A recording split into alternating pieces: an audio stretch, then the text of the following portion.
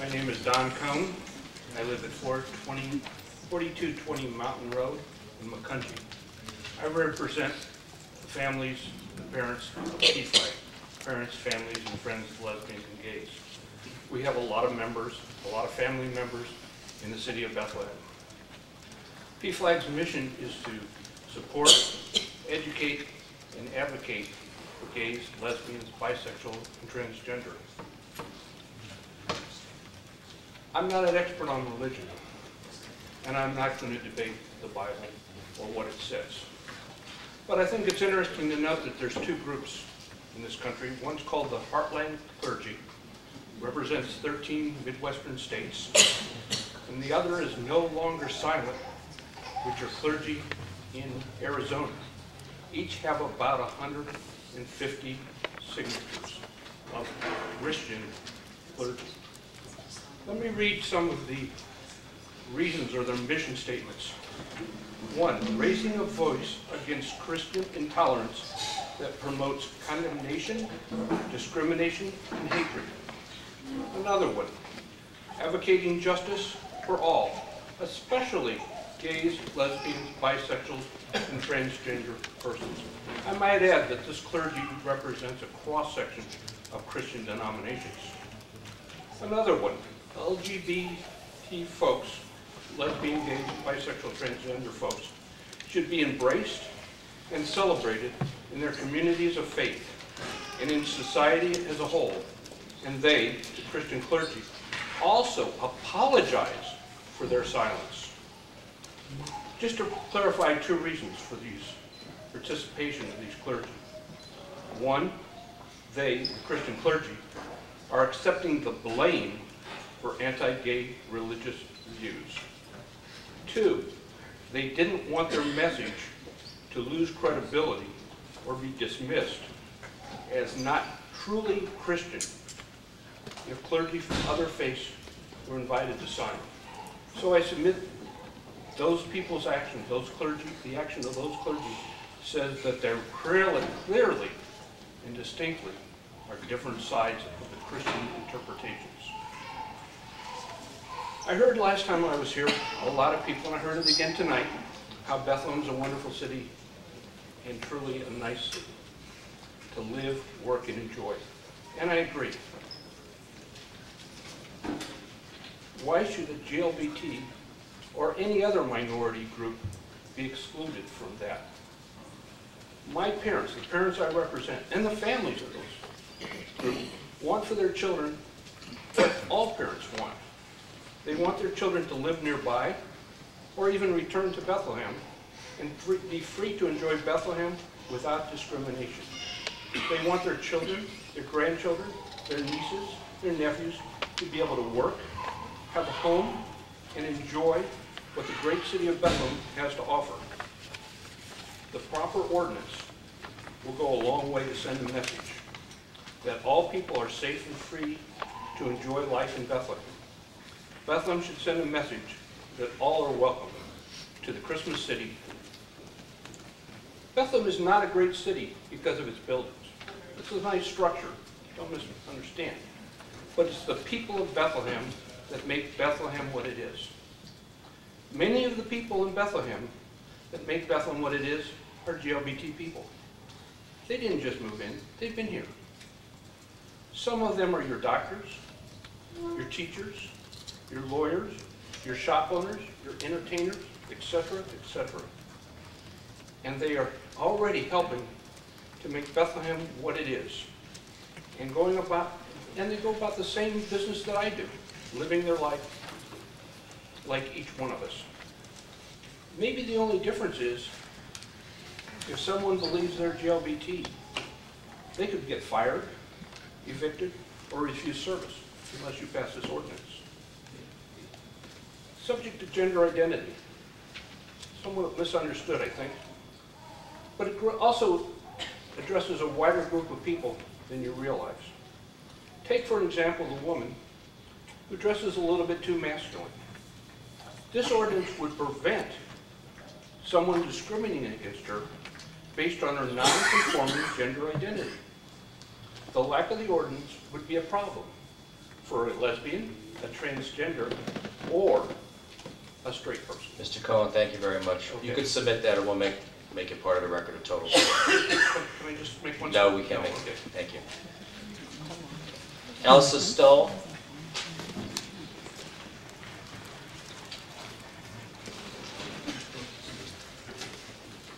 I'm Elsa Stoll. I live 220 West Langhorne Avenue in Bethlehem. I've been a long-time resident of Bethlehem. I've raised my children here, and I'm very proud to be living in the city. And I am very glad that you are, hopefully tonight, passing this ordinance.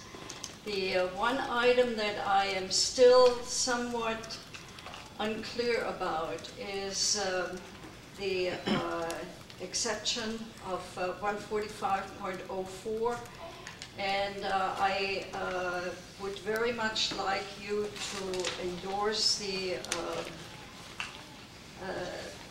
amendment number 20 that was forwarded by Councilwoman Karen Dolan. And I think that that is inclusive enough. What I am worried about is anything short of that with a broader religious exemption would really represent that I, as a church member that is active in a church, I could do whatever I want to because I'm active in a church, and therefore the church would allow me that exemption. I think that is not the right thing to do, and the way it is phrased in this amendment, I would like you to consider that. Thank you. Thank you. I mispronounced this, I apologize. It looks to me like William Rothinger? Pottinger? Yeah, thank you. I'm thankful to be here again. I was here 2 weeks ago. I'm Dr. Bill Pottinger. I live at Hellerton, Hellertown on Mill Run Court. I'm a business owner here in Lehigh Valley, a high-tech startup up on Mountaintop. It's a business in Bethlehem. I'm also on the board of a not-for-profit that operates in the city of Bethlehem. And we have property and an organization that's active in this town. So thank you for the chance to speak again. Those of you that were here last week, if your memory serves, will recall that the point I made was that this kind of a law is actually not necessary if you're truly living a Christian life of faith. I think you'll remember those words. And I think the main argument that's generally presented, by the way, as I pointed out last week, my sister is a homosexual activist. Maybe you know her. Do you know her, Marty Pottinger? She's one of the leaders and shakers in the homosexual activist community, actually, for many, many years. And she's my sister, my older sister. Do I hate her? For heaven's sakes, no. I actually love her, and I pray for her regularly. And the point I want to make is, the argument that's often raised is the issue of inclusive. You'll hear that word a lot from the homosexual activist community, inclusive. And the point I made last week, or 2 weeks ago, I'll repeat. God is inclusive. God is willing that all be saved. I made this point last week. But there are those who choose to reject God's way and God's will and God's purpose for their lives. Nobody goes to hell except people that hate God and don't want to be where He is in heaven. The other argument that's often brought to bear is this argument of equality. I heard, let's see, 1, 2, 3, 4, how many people stood up in the last half hour and said equality, equality. But if you look at human life, fundamentally you will see that human life does not operate on the principle of equality. Is a child equal to a parent in all regards? Is an unborn child in the womb equal to an aging elderly person? Is the teacher equal to the student in all regards? Are men and women equal in every respect? Do they function physically, hormonally, biologically, exactly the same? Now, these questions, it seems to me, they're pretty straightforward. This world doesn't operate on the principle of equality, do you know? It operates on the principle of love. There are stronger and there are weaker. And it is the command of God that the strong who have been empowered love the weak. Now, I also told you last week that I reach out to many people that I find in my life, in my circle, that are confused. There's a young student at the university here in the Lehigh Valley who's bisexual. He's a near alcoholic. He's a very confused young man. Do you know that he comes to me and he seeks out my friendship and my counsel?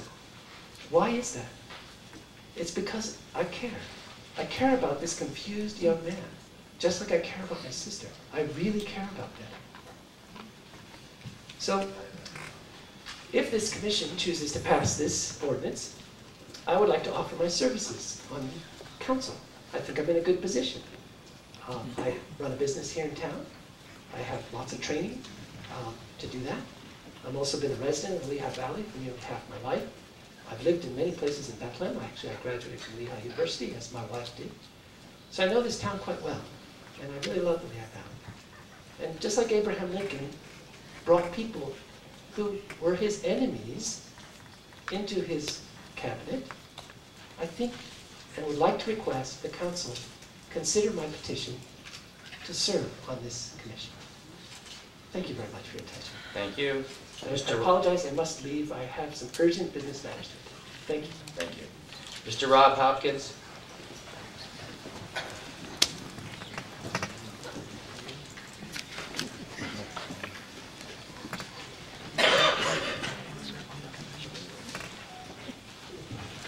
My name is Rob Hopkins. I live at 726 West Market Street here in the city of Bethlehem.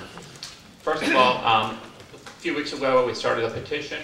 I'm sure each of you have received it and read it, but I would like to enter it into the record. We have had over 500 people sign that, so I will present that to you at the end of my remarks. It will be added in the record. Thank you.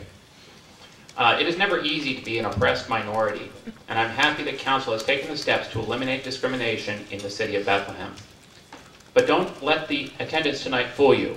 There are many, many more Bethlehem residents that will be directly impacted by this ordinance that cannot speak out now.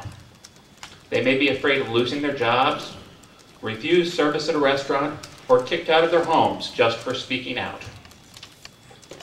For some people, speaking out in a forum like this might even put their lives in danger. Violence against minorities is very real and underscores the need to address discrimination at a local level.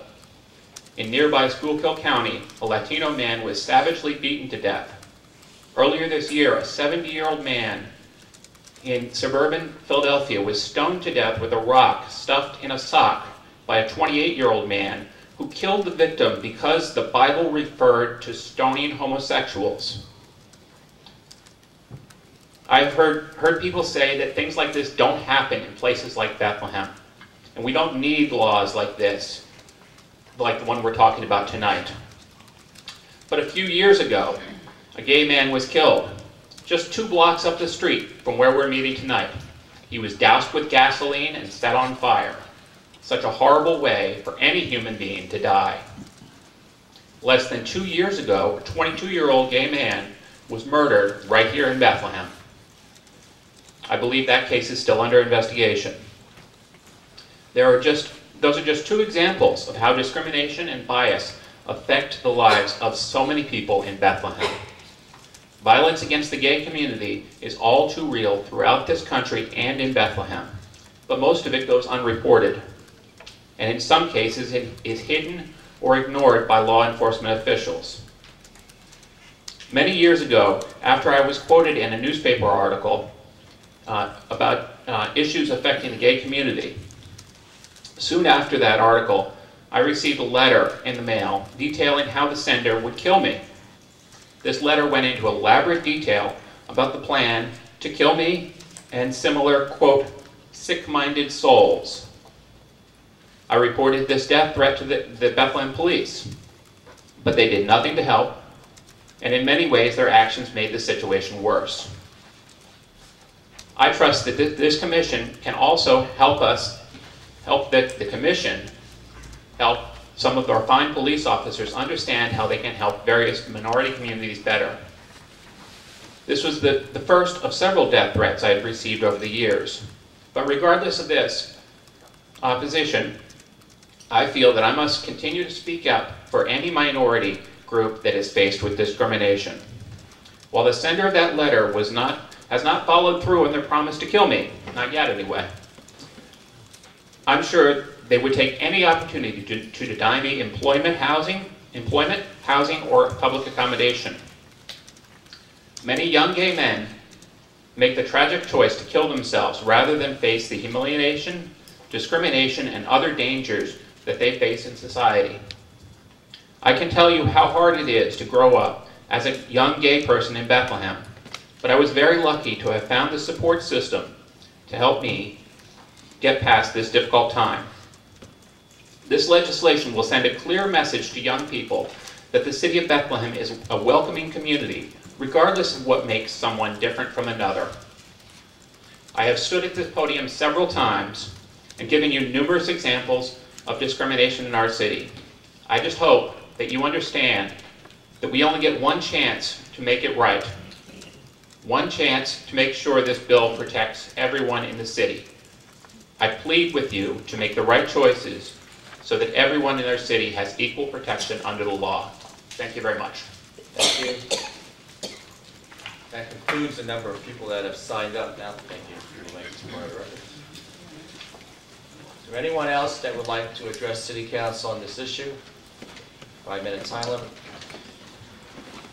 We've had, up until this point with the this is our 4th meeting on the issue. We've had 106 speakers on the issue, 4 meetings.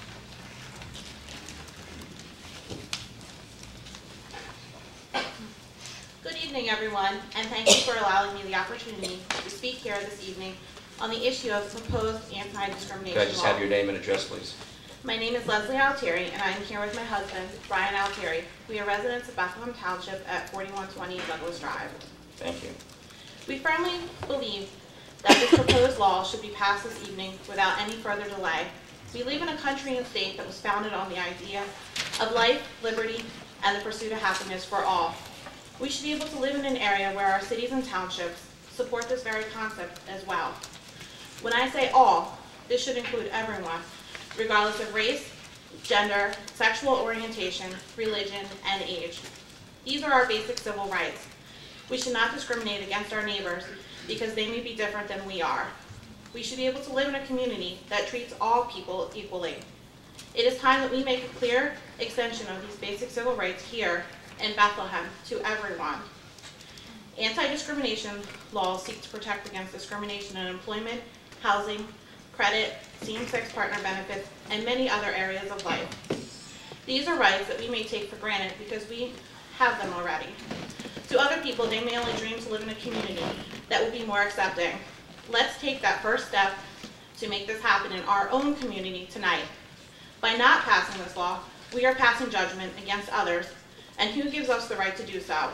My husband and I fully support this legislation and feel that it is long overdue. We ask that you take this into consideration tonight as you vote on this issue and vote in favor of passing the anti-discrimination law in Bethlehem. Thank you. Anyone else on the left? Is this section that would like to address council? Okay, thank you. Good evening. My name is Christopher Snyder. I live at 1115 Old Course Lane in Easton, Pennsylvania, and I'm with the United Food and Commercial Workers Union, Local 1776. We have and represent several members that work here within the city of Bethlehem and who also reside within your fine city. I'm here tonight, as Adrian had said earlier, to extend our local union support for this on behalf of Wendell Young IV, our president, and Michelle Kessler, our secretary-treasurer. Equality is a fundamental right. We are one nation. It is time and it is the right thing to do to include and, most importantly, protect everyone. And that is why people form and join unions in America, because we provide a voice at the workplace, but most importantly, the equality and protection they need. By passing this tonight, it will do a lot to ensure that there's equality and joining the ranks of the city of Easton and the city of Allentown here in the Lehigh Valley. I'm a lifelong resident of Lehigh Valley, being born and raised in the city of Allentown. I now reside in the Easton area in Williams Township.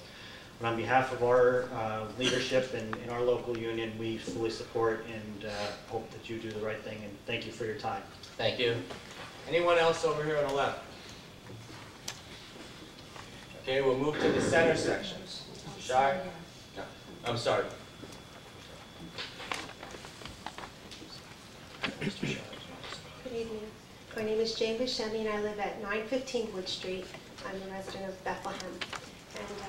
And I am a mother as well as an educator and also a business owner. And I'd like to say tonight that I know that there's a lot weighing on this, there's a lot weighing on this ordinance, and I believe that sometimes what we think is progression can be regression.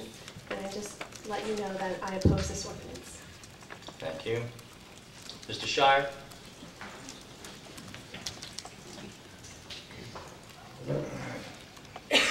Bill Shire, 1890 Eaton Avenue. Rather than repeat anything I've said about the Human Relations Commission, which is a no-brainer, I'd like to, if I may, address another item on the agenda. As long as it's on the agenda. Yes, the town square lease.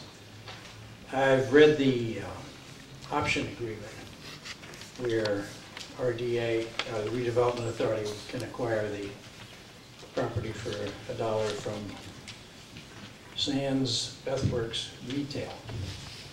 And I have essentially two comments to make about it. Disclaimer, I'm a newly elected member of the board of the South Bethlehem Historical Society. And I find it astonishing that on page 2, it's not mentioned that it could have a kiosk in the visitor center as a matter of right, but the Historic Bethlehem Partnership is mentioned. We're talking about history, we're talking about South Bethlehem, but no mention there of the South Bethlehem Historic Society. If anybody is a member and receiving the quarterly newsletter called Southern Exposure, it's very, very interesting. Lots of interesting photographs, writing. I'm going to propose that they be collected some time and published as a book. Nothing has come from the Historic Bethlehem Partnership about South Bethlehem. As a matter of fact, the Historic Bethlehem Partnership, it is said, once offered to take over the South Bethlehem Historical Society, but the offer was declined. They evidently thought there was some value in the society. So I do think, I have no objection to the Historic Bethlehem Partnership there, but I do think that the omission of the South Bethlehem Historical Society is egregious. I have one other comment to make about this option agreement, and it's come up in the form of freedom of speech in the town square, but I'd like to give another example. The South SBR, the South Sands Bethworks Retail, retains an awful lot of control. And it pops up in 4 or 5 places in this option agreement. I'll only read to you the most silliest one in my view. Page 2, we're still in section 1 there. And about, no, I'm sorry, it's page 4, paragraph 3, additional covenants. And I just have to read this.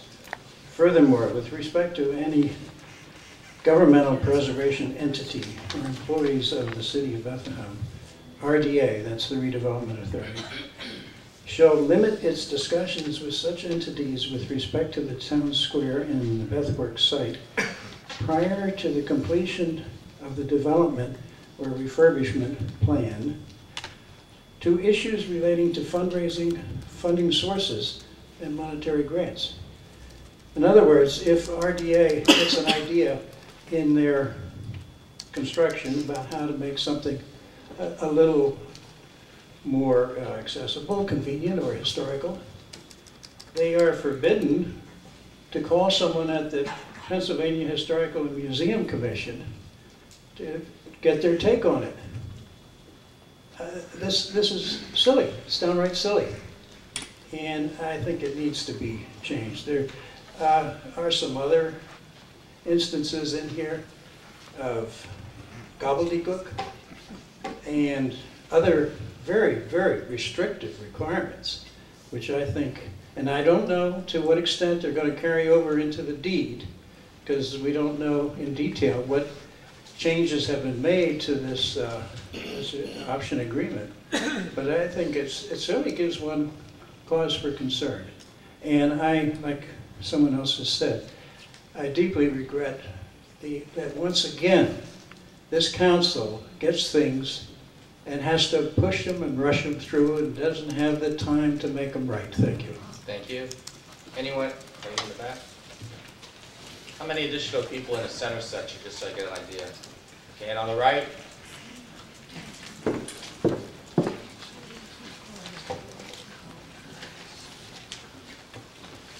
Hi, my name is Jill Shenham. I live in Hope, New Jersey, and I'm a member of the Board of Directors of the Steelworkers Archives, and also an officer with the Steelworkers Archives. And I would just like to support the statements made by the South Bethlehem Historical Society today around some of their concerns about this lease agreement. And you know, I'm in accord with them that also I have not seen the deed, so I don't know how the language is being changed for the deed. But I would say that we also are concerned on page 2 of the lack of inclusion of the Steelworkers Archives in this list of organizations that are going to be represented at the Stockhouse and the Visitor Center. And we really are, I was heartened to hear Tony Hanna state that this will be more inclusive, and that organizations that really have a major role to play in representing the history of Bethlehem, and particularly the history of the Bethlehem Works site, will be represented. And I really hope to see that. I was heartened to hear that. But I am also concerned about the language in this lease agreement. And this would be on page 2, 1D, subsection 7. And in that subsection, once again, I would like to support what was just said by South Bethlehem Historical Society, that it appears that SBR has an enormous amount of power in terms of approving or not approving organizations that are going to be represented and that are going to tell the history of Bethlehem here in Bethlehem's Visitor Center. So I would just urge the City Council to really examine that language and to consider that in your examination. Thank you very much. Thank you. Anyone else in the center section?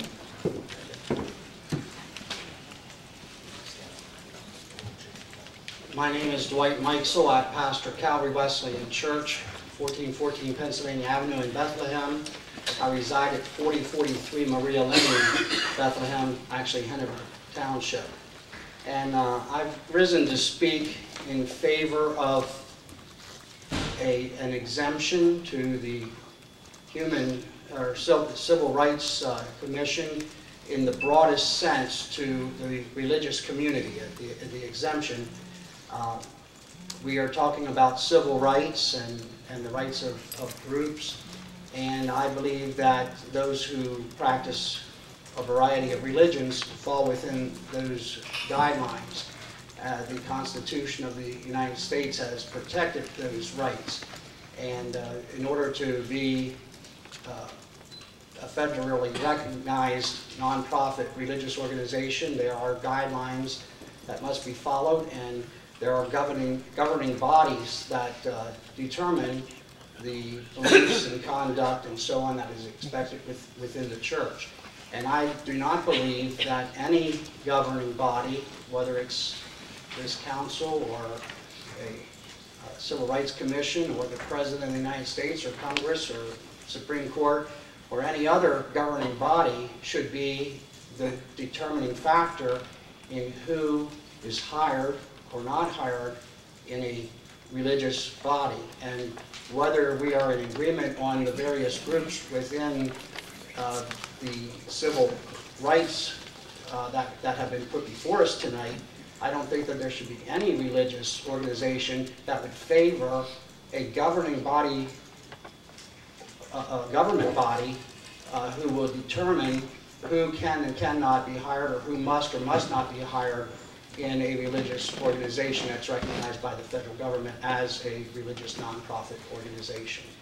I'm not standing opposed to the commission or protecting people's rights. I'm standing in favor of the broadest terms of exemption for religious bodies. Thank you. Second row, yes. No, go ahead.